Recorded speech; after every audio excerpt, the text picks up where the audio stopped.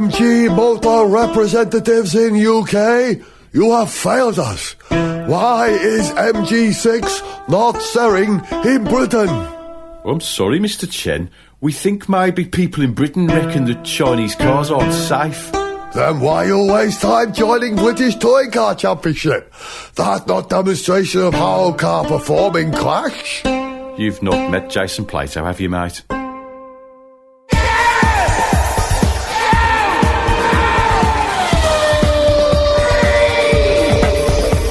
Hello, welcome to Gareth Jones on Speed, Spandau Ballet Croaky Throat Edition. Clang, how about that, name dropping straight into the show.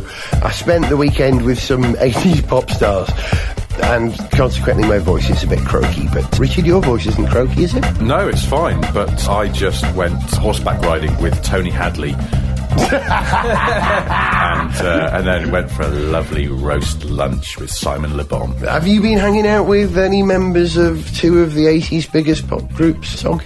No, but oddly enough, I can say in all honesty, and no, I'm not actually making this up, I did get a lift home from a party just a few weeks ago with Corinne Drury from Swing Out Sister. What? Oh, yeah, I remember you tweeted Lovely that. girl, no sense of direction. Really? That is super. Well, hang on a minute. Chase needs to be cut to. What car? It was a cruiser.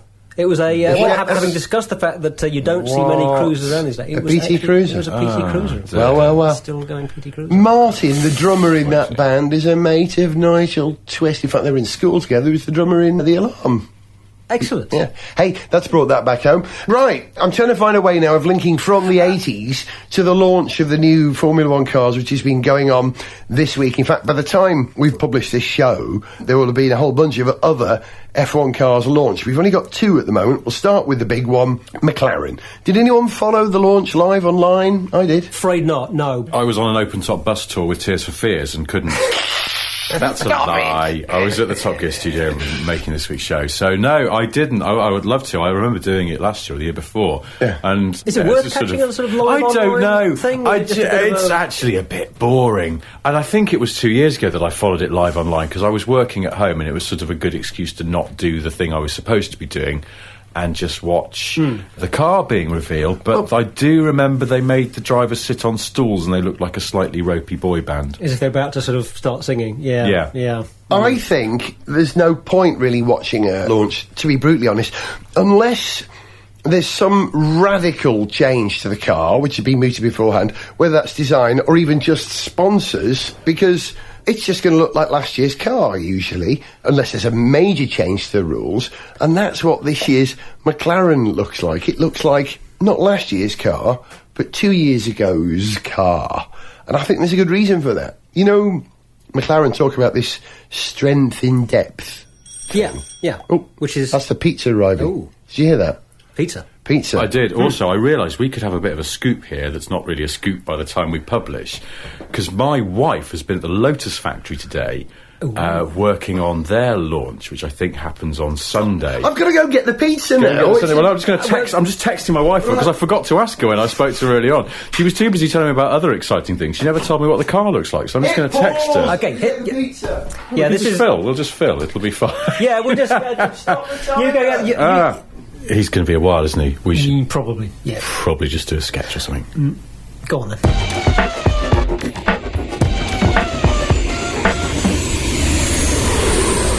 Passengers recently arrived from Miami are currently in the immigration.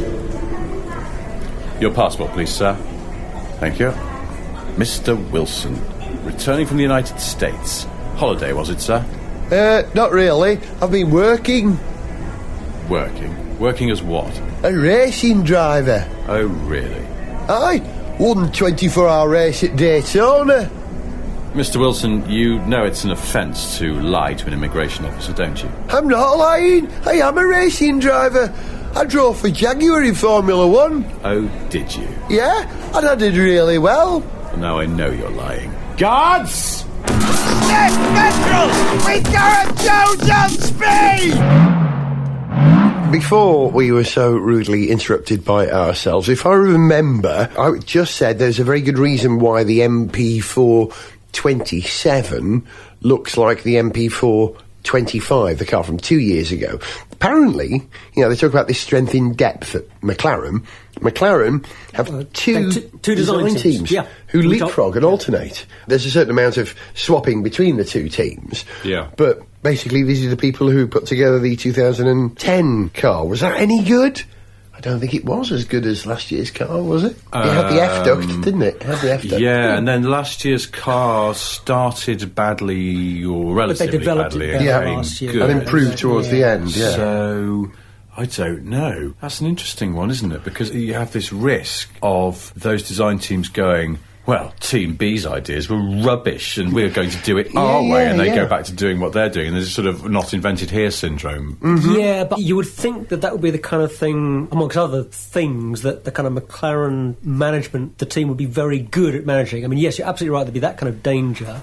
It's a matrix. But on the other hand, you've got the benefit of two teams competing to do a better job. In any case, they're going to do as good a job as they can in any case, but when you've got two groups of very smart, motivated people in the same organisation, they're going to try and outdo the others, and it will probably push them to do a better job. Maybe there's a danger of, if you don't handle it right, there'd be dangers perhaps with people holding on to ideas, not sharing ideas that the other design team might be able to use.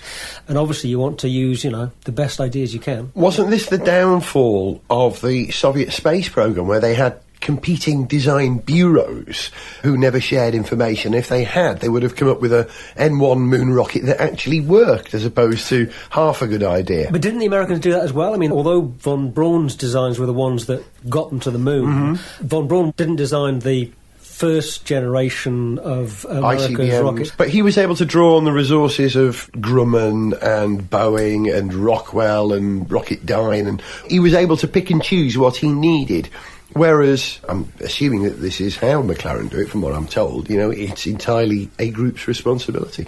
I don't know, they've managed it up to now rather well, although they've only won, is it one World Championship and two Drivers' World Championship in the last 20 years? Three Drivers' Championships, two Constructors in 20 years. Is that right? Hakkinen and Hamilton, that's it. Is it? Kimmy never won for them, did he? No, he won with Ferrari. No, he won with Ferrari. Hamilton's only won... DC never won for them. Heikki certainly never won for them. In a race, we never won a championship. Montoya never won the championship. No. Andretti. No. What was I thinking? But the car looks interesting. The car looks very conservative, I have to say. It's got a pretty-ish front nose. Very flat rear section. It looks almost like a Le Mans sports prototype. It's so flat at the back. It really does.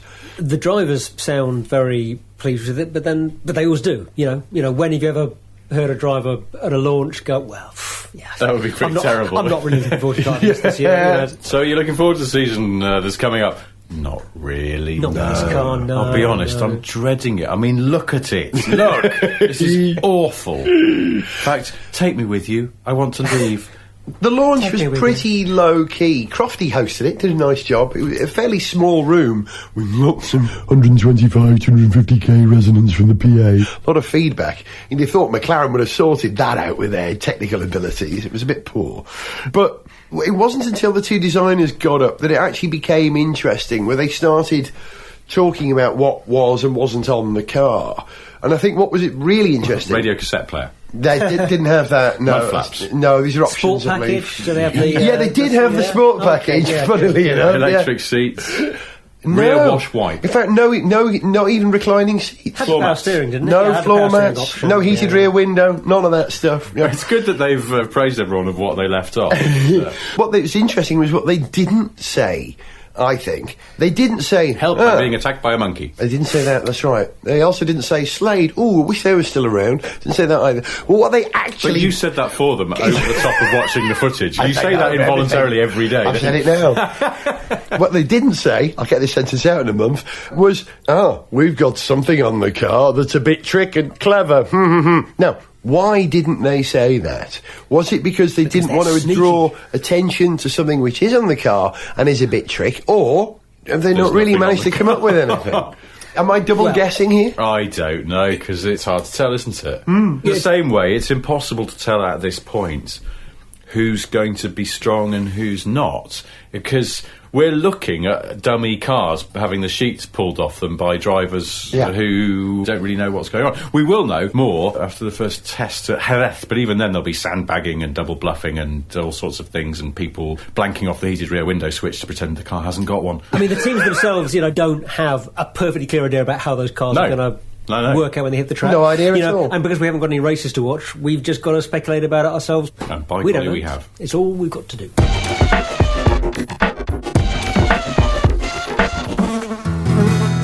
Hola, I'm David Elcroft and welcome to the launch of the 2012 HRT Formula 1 car. Please welcome on the stage lead HRT driver Pedro de la Rosa.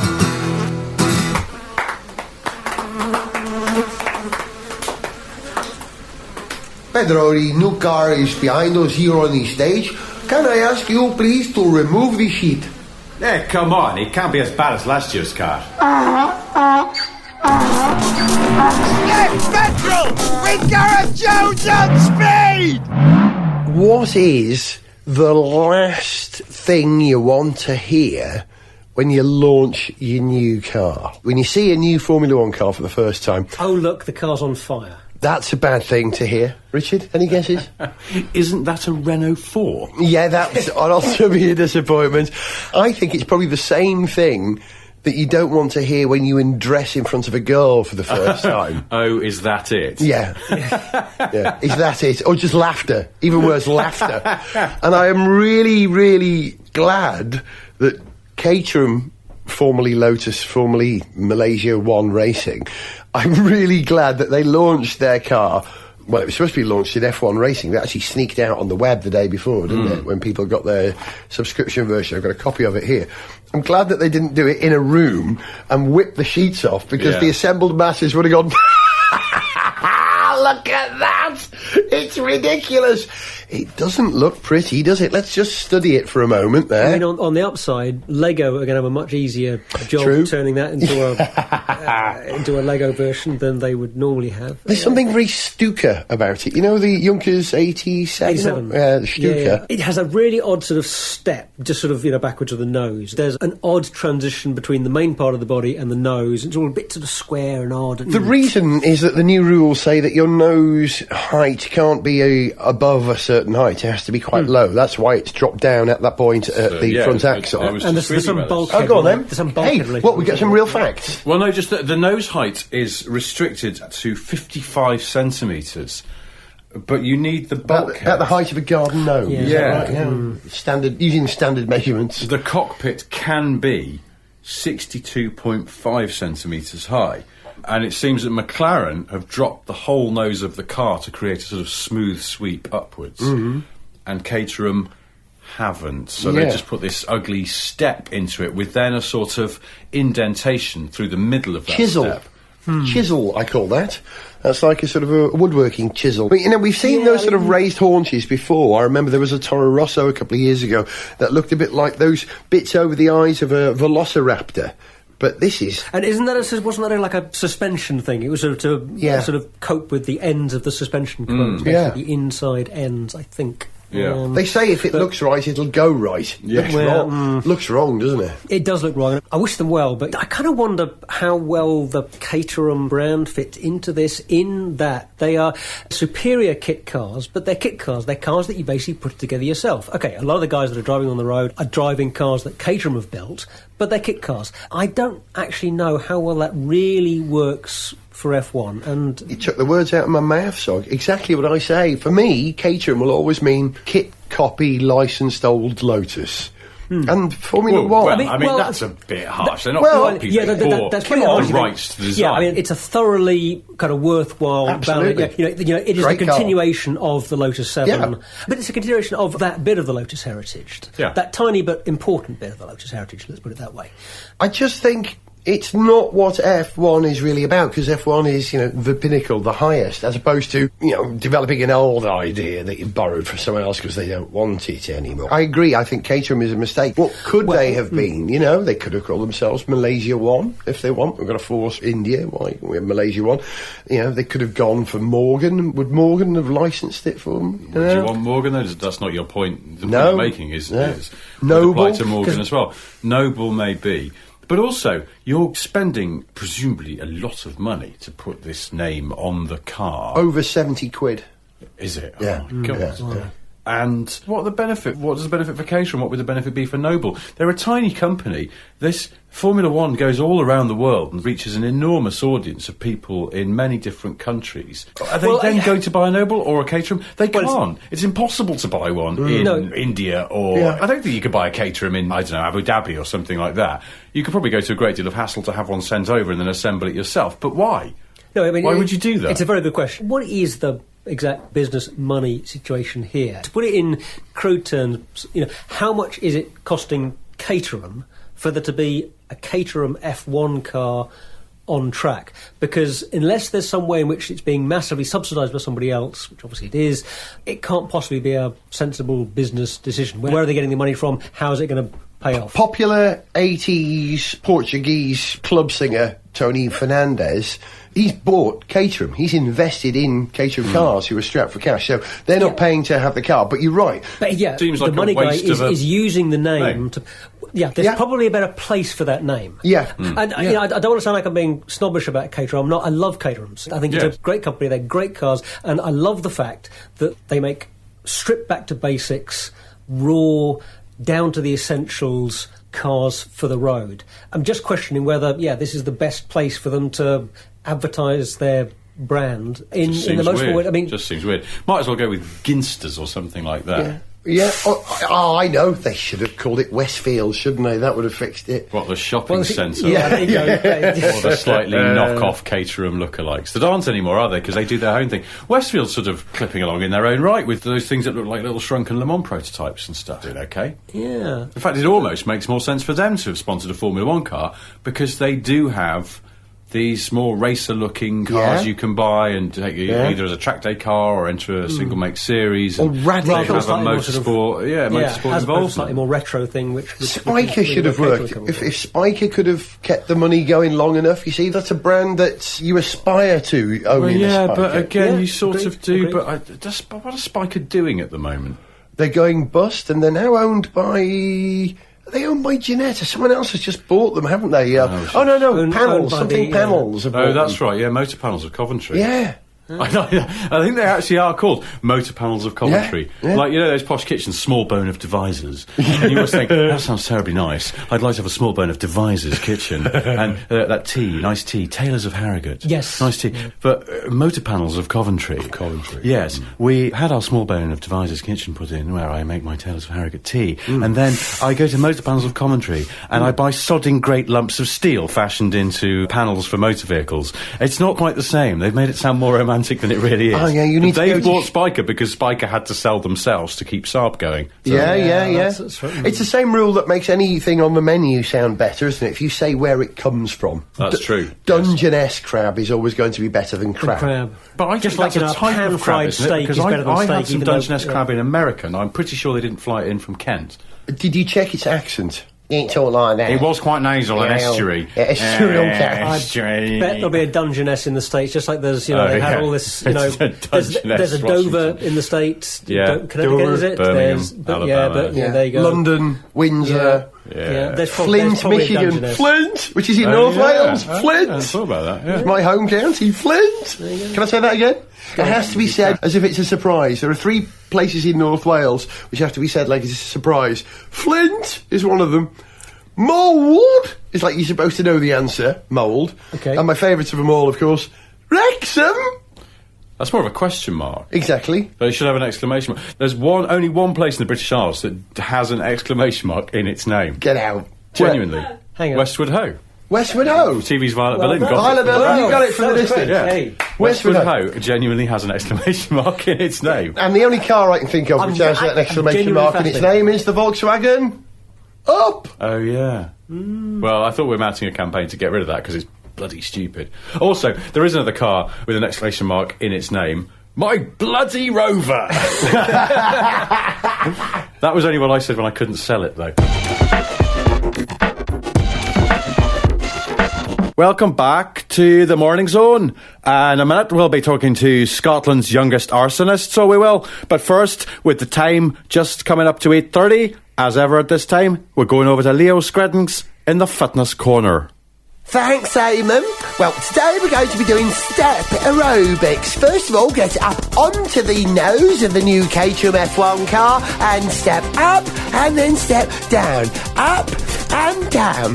Up and down. Remember not to look at the actual car or you'll find yourself vomiting copiously. Gareth Jones on speed.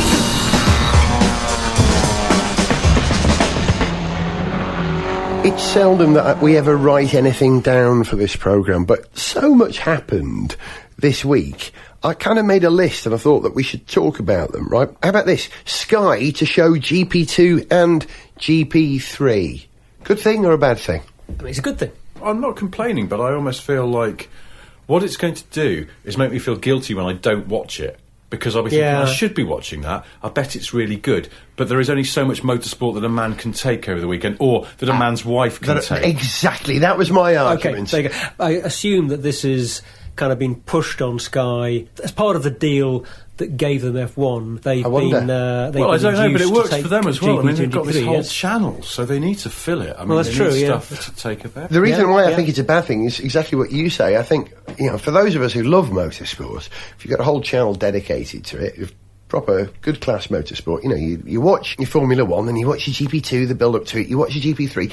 The missus, who ultimately is in control of the purse strings in all our houses, it's the truth, is going to say, next year we're not paying for Sky. I think it could actually do them damage. I do. Okay, that's the first thing. Next thing, Dome to Le Mans. Not necessarily exciting, but interesting. Mm-hmm. Yeah, well, always good to see an old name back. Is it possible that whenever their name is said, if I was the boss of Dome, I would insist that it was sort of said Dome, with like a synth drone underneath it? Dome. Or like a pub shop called it Dome. Dome. Dome. In a minor key. That was quite minor. I think AER must have tuned our engine for us. Okay, Nick Heidfeld. Now, this is possibly the funniest thing.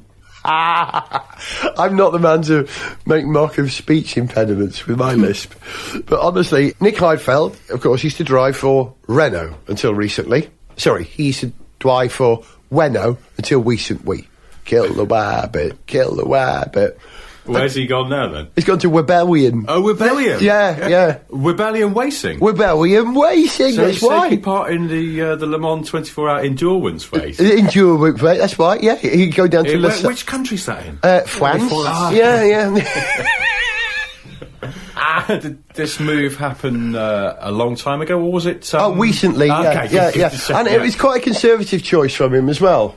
Really? Well, it wasn't radical? Wasn't radical, no. Not a radical recent move for Nick Heidfeld to go from Renault to Webellion. And Webellion? Yeah, Webellion, Are their cars known to break down, or are they... very reliable. Oh, are they? Yeah, very reliable cars. So you think they could be in the... In the running? Oh, in the running? Yeah, they'll be in the running, yeah. Well, good.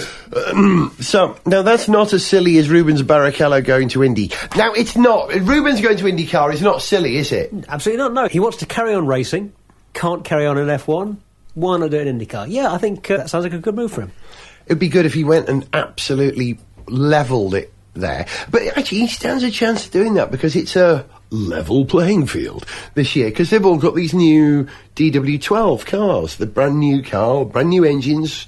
The pack's been shuffled, everyone's dealt the same set of cards, so everyone is technically a rookie, so it's a good year for him to come in. The record of F1 drivers going to American open wheel racing is pretty good. So, you'd expect him to be competitive. But I'm quite looking forward to, at some point, maybe if Le Mans doesn't work out, then Nick Heidfeld could go to IndyCar and drive for Team Han Solo as a Wookiee. Oh, dear. Very good. Oh, that was like a complicated series of passes that then led to an open goal. Here's the thing, though. Who carries IndyCar? What TV broadcaster in the UK carries IndyCar? Is this a quiz? Are there points? Sounds are there like it. prizes? There are points and prizes, yes. I didn't know that they did or was or... Well, there's your answer. There aren't, are there? Yeah, I yeah. don't think I've never... Sky?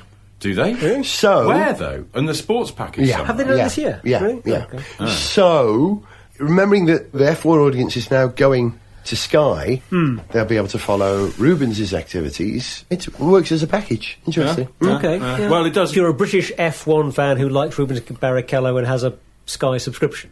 You show me a British F1 fan who doesn't like Rubens Barrichello. Fair It's point. a I'll give you that. cold-hearted I'll F1 give fan you- who yes. doesn't like Rubens Barrichello. And what is it we like? I will absolutely give you that. What is it we like about Rubens Barrichello? The fact that he's a bit Scottish? No, that's Scottish. only one of the things we like about him. He can extract nutrients from seawater. I enjoy that. And I also enjoy Gareth's impersonation of him, as shown in the last programme. He's the passion. He has the passion to drive the car. Love that accent. I love him. Okay, in the list of crazy things going on, Lotus for sale. Now, Proton have just been sold to HB something or other, not the Malaysian government anymore. Yeah. And there's still no firm information that they're going to hive off Lotus, but they probably are, aren't they?